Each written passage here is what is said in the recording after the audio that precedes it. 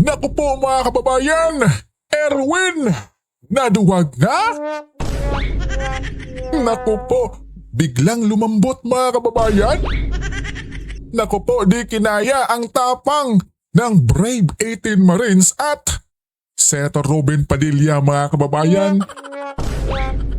Naku po, yan ang ating alamin ngayon mga kababayan, no? Erwin Tulfo, nag-antay kami ng Lunes. Akala namin may kukwelyuhan, may papahuli, may kakalad ka rin. Pagdating ng Lunes, biglang bumait. Anong nangyari, Bes? Correct! Yari!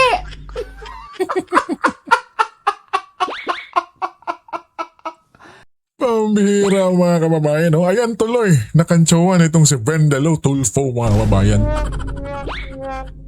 Diba? Yung 18 tatawag niyo pong bodyguards, pero hindi po pumunta sa hearing niyo, sir. Optics lang yung press con. Parang pakita nila sa media para mapanood sila ng O, tingnan natin mga kababayan or pakinggan natin kung anong banat niya sa tila ba'y di raw kasi sumipot yung 18 Marines sa kanyang hearing di ba? Eto. tao sa social media na pumunta sila, matapang sila, pumunta sila dito. Open naman talaga, pwede silang pumunta dahil bisita sila ni Senator Robin. Hindi naman pwedeng harangin yun. I mean, so, pero yung invitation Hindi na namin, hinarang ka ba hindi yan? sila pumunta dito, ayaw nilang bumaba. How do you feel about Anong ayaw bumaba mga kababayan? Diba, ikaw ang nagsabi na ikaw mismo yung pumunta o bakit mo dipuntahan ngayon? Diba? At kwelyuhan. Yang mga Marines kasama si Senator Idol Robin Padilla. Diba? O nag-press con kasi sila diba? Sa loob ng opisina ni Senator Robin o. Puntahan mo, Senator. Kwelyuhan mo. Pakita sa tao na matapang sila, pumunta sila dito. Hindi yan, walang pipigil sila. Hindi ka lang pipigilan dahil bawal na mapigilan yung bisita ng isang senator. Are they cited in contempt? Naku po mga kumain. Akala ko ba? Pwede. Di ba Bindalo mga kababayan? Puntahan mo kasi, kwelyuhan mo na. Hindi po pwede kasi it was just an invitation because this is just a meeting. It's not a hearing. So, kailangan Naku po mga kababayan. Meeting lang pala yung ginawa nila Senator Erwin. Naku po. So, naku. Kita na natin mga kababayan kung sino talaga yung legit.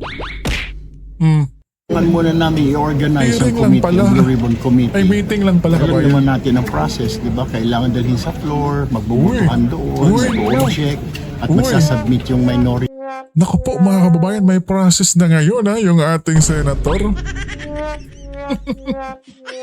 ng Process grupo na. nila to represent them here. So, we cannot call this a hearing because tutulad din kami sa kanila last time na nag-hearing sila pero magiging sham hearing po. Kaya meeting, we call it a meeting. And we cannot compel anybody to attend because it's just a meeting. It's not a hearing proper yet. But are you frustrated? Kasi andito na sila, sir. They could have gone here. Nakatapos lang ng press ko nila No. sa taas, sir.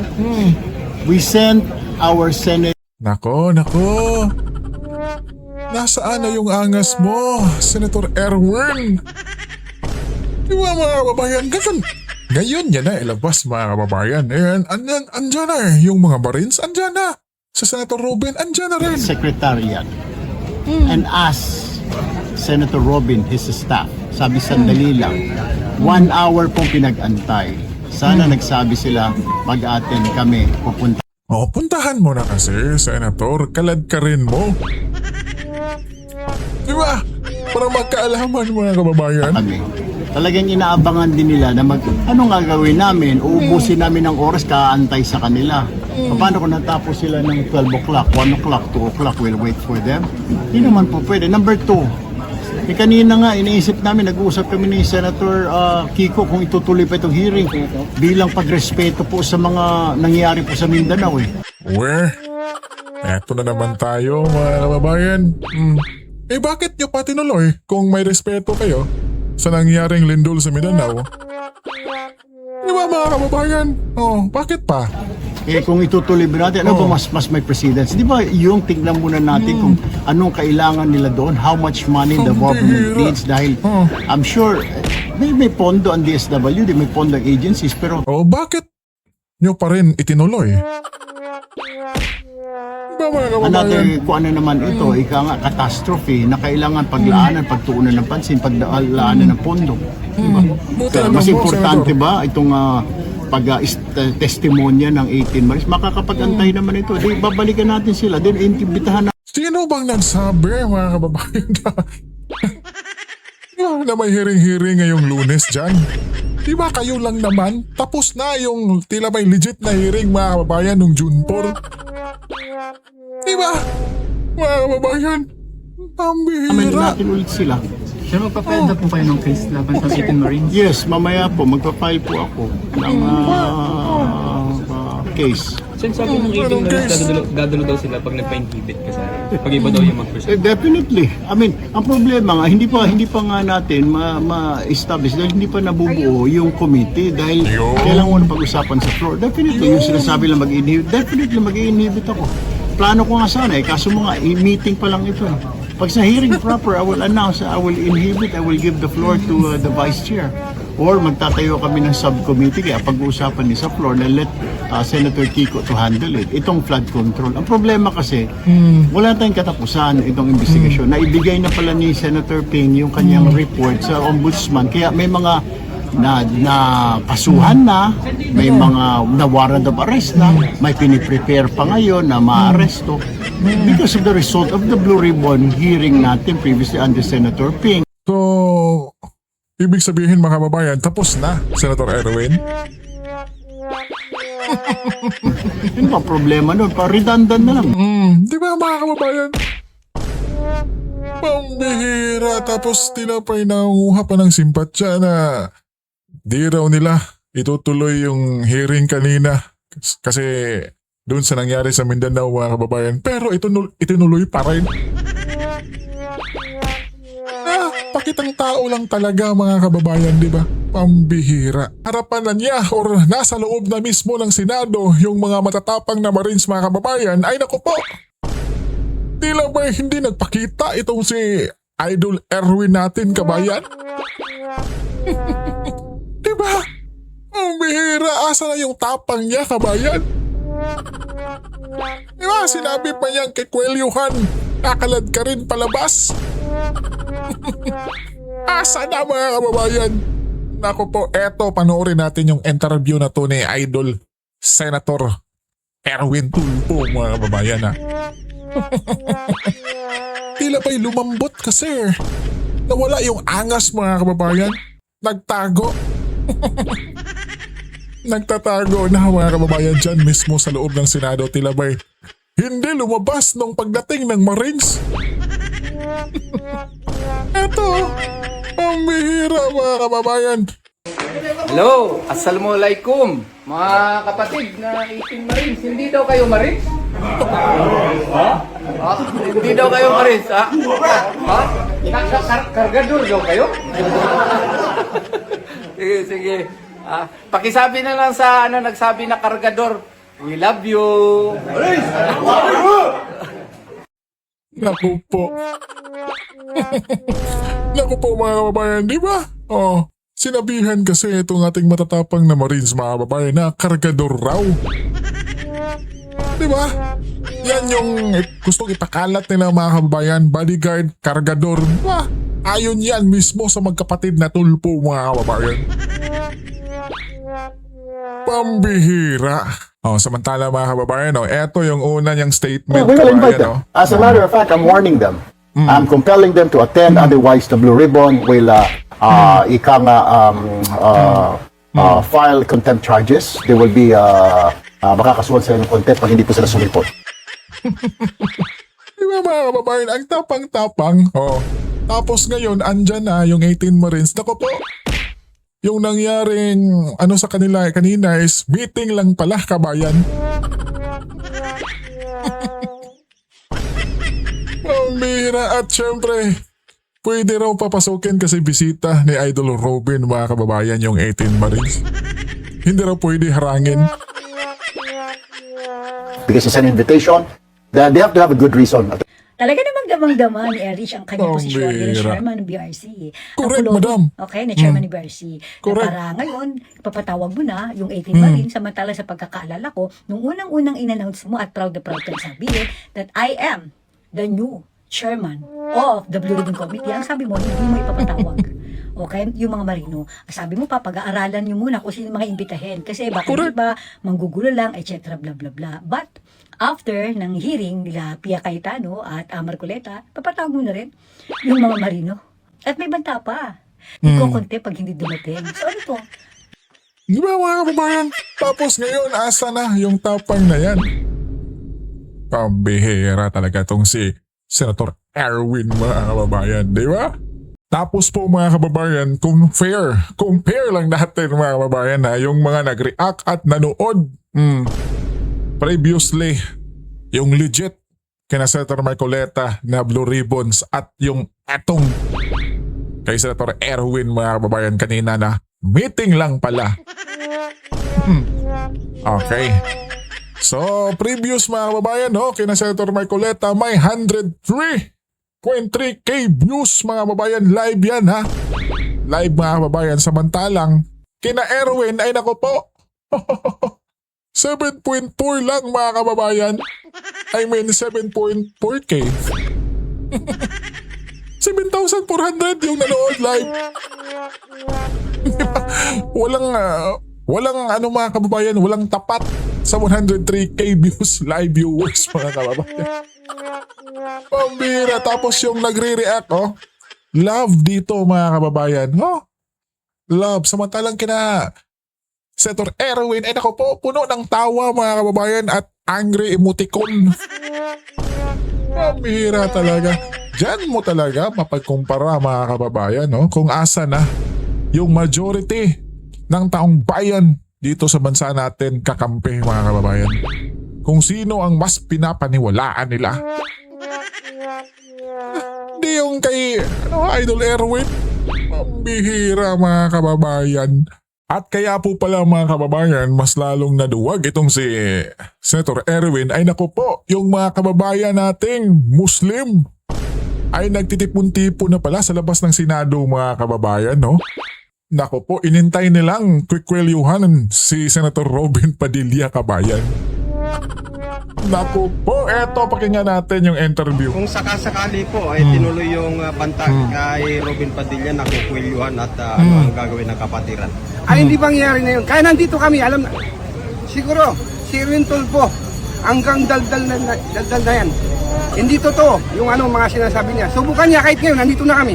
Naku po, subukan Kalkalin niya si Robin Padilla. O kaya saktan niya. Subukan niya, saktan niya.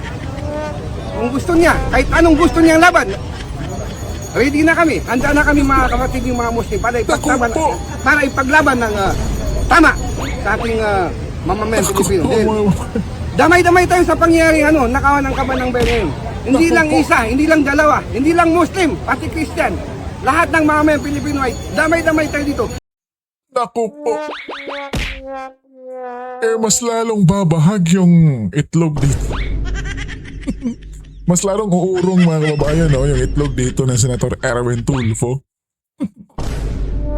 Ang bihira. Yan mga kababayan yung sinasabi natin. Huwag mo kasing banggain yang si Idol Robin mga kababayan. Diba? Ang daming nagmamahal yan ng mga kapatid nating Muslim. Diba? Itong si Tulfo kasi mga kababayan, grabe, putak lang ng putak. Tapos ngayon, ano na? Pambihira, biglang lumambot mga kababayan. Sir, reaction lang doon sa pinakita ni Senator Robin na sabi niyo raw nagpa-press con siya sa opisina pero naglabas siya ng video na wala rin yung mga 18 bodyguards. Ngayon bodyguards, pambihira.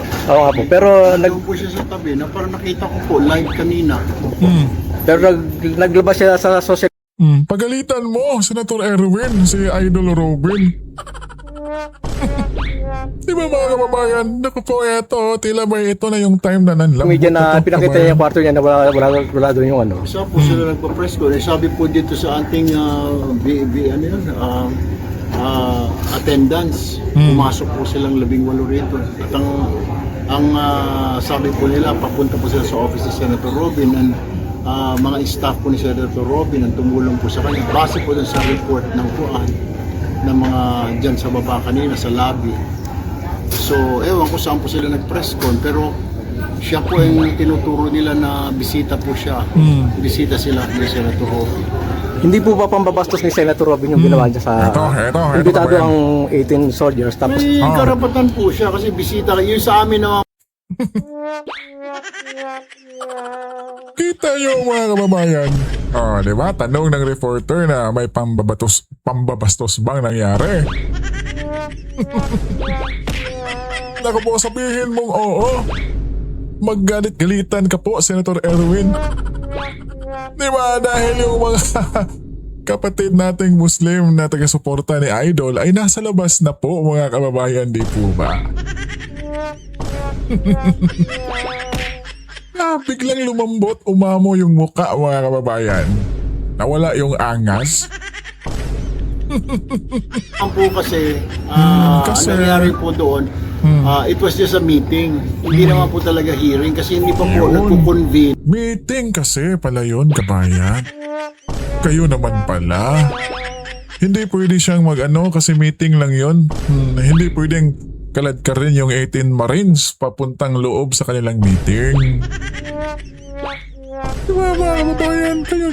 Kayo pala. Yung Blue Ribbon. Kailangan po muna talagang, ang tamang proseso, na-appoint po ako chairman, vice chairman, kailangan po namin appoint sa floor. Magbibigay po sila ng mga representatives po nila sa amin. Wala pa po yun eh. So doon po yung pinagkaiba yung hearing-hearingan po nila the other day or last week. Presentation na yun. Ngayon po hindi namin tinawag na hearing. Ito meeting lang po ito kasi hindi pa talaga na-organize. It was just an organizational meeting kanina. Consultative meeting. Kaya hindi po sila umapir yung Marines. Hindi po namin makasuhan dahil it was just an invitation. It's not formal yet eh. Sa susunod po, pag na-organize na po at pinadala namin sila ng invitation, di po sila dumating. Pangalawa po, tatanungin namin bakit. Dahil kung hindi, mai-issuean po sila ng subpoena. pag hindi pa sila dumating sa Wednesday. Hindi po, kailangan po muna i-organize yung Blue Ribbon. Kasi hindi po sila talaga Hindi pa pala organized.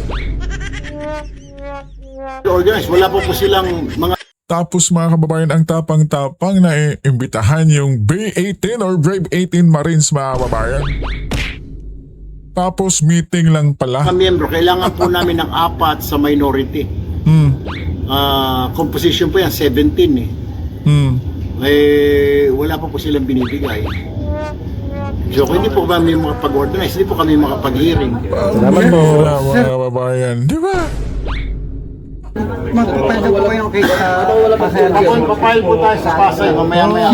Sir, kailan planong next meeting? Nako po, file ang kaso. Alam na natin talaga mga kababayan kung sino yung iyakin. Ayun din po, In fact, kung gusto nila sana, isasama ko pa yung 19 eh. Sorry, 14 pala. Sir, sino yung 14? Bago ba yun or another witnesses? Bago, isasubmit ko nga. Yun yung Nako po, isang bago mga purpose ko. kababayan. Nako. Na mag-submit po sa inyo ng listahan ng additional na 14. Nakasamahan din nila. Dating Marines, lahat. Para dumalo sa susunod na pagdinig ng committee nila. Nako po mga So, kababayan. 18 po ngayon, Panibagong meron Marines. kaming 14 na isusunod. Ipapaimbita namin sa Senado. And then kung hindi pa kontento ang ating mga Senador, kapangalanan nasa na Erwin. totoo talaga, Oh. meron pa hong 7.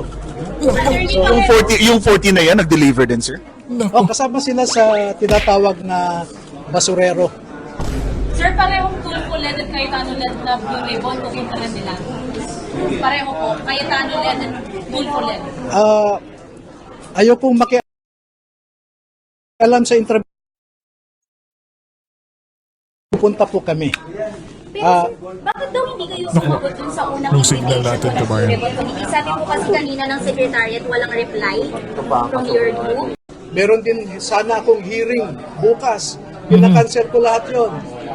Yung mga umuwi na sa probinsya, halimbawa si Galapon, nasa Nueva Vizcaya na. Pinabalik ko ulit sila dito. Yung may kapatid na namatay, no? Iniwan niya yung lamay ng kanyang kapatid niya para lang makadalo ngayon. Ang bihira, So wala kabayan. pong question sa amin, nadadalo kami sa kahit sa anumang imbitasyon. Senator, written lang namin, you're opening your doors for Attorney Baligon and the rest of the Marines. Bakit po ninyo binubuksan ang inyong opisina sa kanila? Siyempre, dahil Siyempre, meron naman buksan kaming, yung aming committee naman, na pinangungunahan ni Madam Senator Pia Cayetano at ni Senator Marcoleta, siyempre sila ang aming mga guest naman doon. Correct. At bilang ako naman present dito, nagtatrabaho ako sa opisina ko, nakatanggap ako ng tawag mula sa kanila na nandito sila at gusto nilang pumunta sa opisina ko, siyempre, kailangan ko silang salubungin at estimahin. Correct. Clarify lang natin, hindi nyo ho sila pipigilang umattend sa hearing today. Ay, bawal ho sa atin yan. Demokrasya po tayo. Kung ano ang gustong gawin ng kahit na sinong Pilipino, basta yan ay naaayon sa batas, huwag po natin pigilin. Sir, isa na lang po sa Correct, hearing, walang mga kayo kabayan, no? sinasabing Idol. focus at live selling yung hearing last week. Your comment on that? Eto, Is that Direction dito. Opinion po nila yan at ginagalang po natin yan. Demokrasya po tayo at yun din naman po din ang posisyon naman din ng aming Senate President, Alan Cayetano, na yung amin, yun ang tunay. Opo. Pero ganyan po talaga. Ang mainam po, pakinggan na lang natin kung sino yung mga common na tao, mga tao na wala naman sa posisyon, mga tao po na nagmamalasakit. Sila po, pakinggan natin. Lahat ng Pilipino may boses. Yan po ang pakinggan Hindi natin. kayo na-offend? Hindi kayo Ay, na-offend? hindi po. Wala, hindi po ako Yan, mahaba na tama po yan. ang PC ko sa bundong ito. Opo, yung mga ganyan po, hindi po ako na-offend. Huwag lang ako agawan ng asawa, iba yun. Whenever si Senator Cayetano nandito sila. Hearing ngayon, kasamahan niyo sila. Ay, kung kailangan po, pagka sinabi po ni attorney at ng aking mga bayani, sasamahan ko po. Bakit po kayo mismo ang sumundo pala, sir? Kasi, di ba pwedeng sila na lang umakyat? What happened here? Inaantay ko po sila sa taas. Medyo natagalan na ako kasi kanina pa kami nag-usap eh. Kaya bumaba na ako. Yung pala, dadaan pa pala dito. Akala ko naman, inaantay sila ng Blue Ribbon, kaya dapat sana mabilis na sila. Sabi nila, inaantay nila eh. Nanonood ako sa TV. Sabi nila, inaantay sila. Akala ko naman may pagmamadali. Wala palang So, pagmamadali. yung president Ito yung nangyari kanina, mga kababayan, no? Di ba? nila ay as your guests o as resource person sa hearing? Siguro makakasagot po niyan si attorney kasi hindi ko naman sila inimbita. Hindi pinipili? Wala pong ganung pag-uusap. Ako po nandyan, nag-uopisina. Naku po, mga kababayan, no? So kusang loob yung 18 Marines at si Attorney Baligot na pumunta dyan sa Senado, mga kababayan. Di ba? Talagang ipinapakita lang nila na totoong-totoo sila sa kanilang paninindigan, mga kababayan, or ipinaglalaban, kabayan. Di ba? Ganyan dapat, mga kababayan. At syempre, yung senador, ganito dapat katulad ni Senator Robin kung umasta, mga kababayan. Di ba? Simpleng-simple lang, di ba? Hindi yung gaya kay Senator Erwin Tulfo, magkapatid na Tulfo na grabe. Di mo alam kung magagalit ka ba or matatawa na lang, mga kababayan, di po ba? At eto pa po, mga kababayan, pakinggan naman natin itong si The General's Viewpoint, mga kababayan, na Anyay Gatchalian Tulfo biglang lumambot na bahag ang buntot sa Blue Ribbon Committee hearing nila kanina, kabayan. Naku po, eto, pakinggan natin, kabayan. Bakit biglang lumambot? Itong si Tulfo noon ang tapang. Grabe oh. Piki kayo. Ako ang tunay na chairman. Pag may mag-hearing pa yan ng bogus na hearing ng BRC, kuy-kulyuhan ko, ipapa-aristo ko kayo. Ganyan siya katapang noon eh. Correct, the General. O bakit Pero, ngayon? Pero ngayon, yan. Biglang lumambot, nabahag ang buntot. Hindi na daw BRC meeting. Consultative meeting. Noong una, sinasabi nitong si Gatchalian na yung ginawa ni na Senator Alan Peter Cayetano, Senator Marcoleta na hearing nung June 4, press conference lang daw yon. Meeting lang daw yon. Kailang para kina SP Cayetano, Marcoleta, yun ang tunay, legit na BRC hearing. O, sila ngayon, Correct, kabayan. silang nagsasabi na sila daw ang tunay, biglang nagbago ang ihip ng hangin, meeting na lang daw. O, ano kayang dahilan? Correct. Iniisip ko pang dahilan. Tignan ko nga, magbasa na tayo dito sa comments. Sige po, the General. Tignan muna natin, people's reaction. 21,000 ang nag-react. Nako. 20,000 ang tumatawa, 616 lang ang nag-like.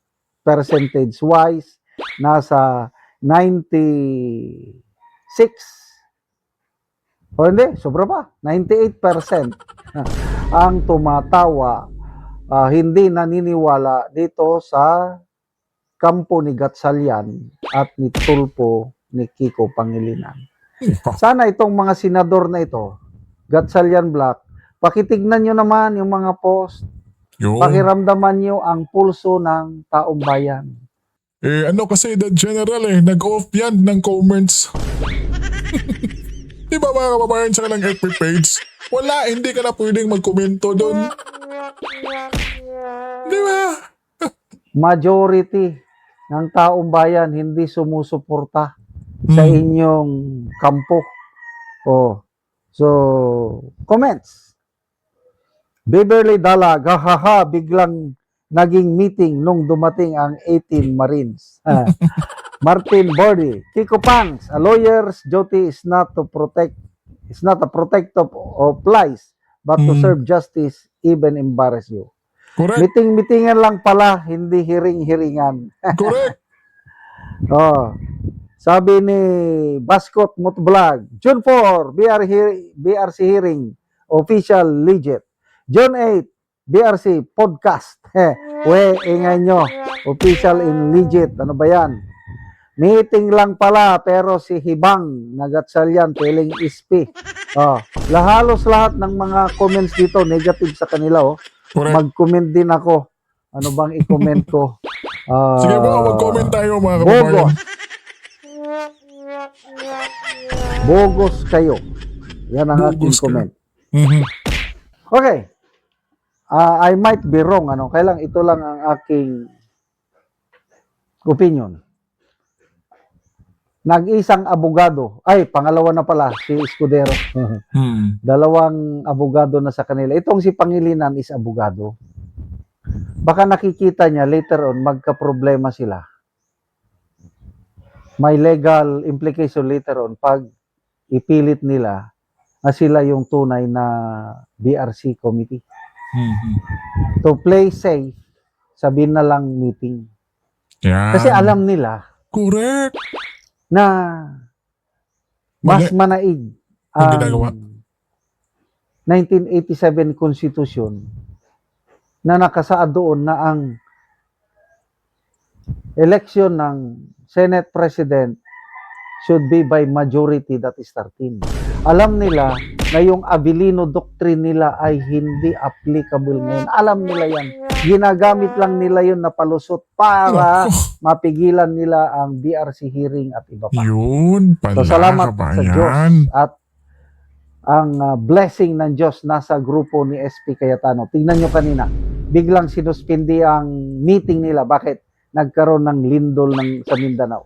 Malakas. 7.8 magnitude. Anong ibig sabihin nun? Pati ang langit nagalit sa kanilang ginagawa. Salamat mga kaibigan sa inyong pagsubaybay sa channel na ito. Pambihira mga kababayan, di po ba? Diba? Kahit anong angulo kasi mga kababayan, ay naku po, mali yung kanilang ginagawa. At kaya pala mga kababayan, no, ginawang meeting na lang nila ang, di ba, quorum nila kanina. Naku po, huli na kababayan. Pambihira. At itong si Tulfo mga kababayan, naku po. Talagang sa media lang to. Pala, matapang kababayan. Di ba?